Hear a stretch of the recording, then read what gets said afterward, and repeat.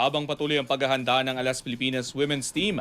Para sa mga paparating na international tournaments, isang pamilyar na mukha ang agad na hinahanap ng mga fans sa kanilang pinakabagong training update. Ang ibang detalye ay alamin sa pag-abante ni Jake Miculob.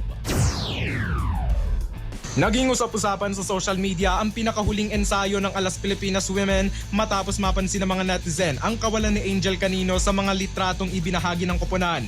Sa latest training update ng Alas Pilipinas, makikita ang patuloy na paghahanda ng mga volleyballs para sa nalalapit na mga international tournaments, kabilang ang AVC Women's Cup at 20th Asian Games.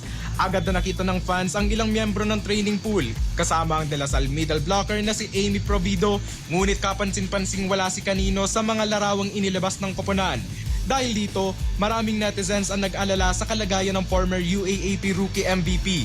Lalo't kamakailan lamang ay muli siyang sumama sa national team training pool pagkatapos ng matagumpay na kampanya nila kasama ang DLSU Lady Spikers.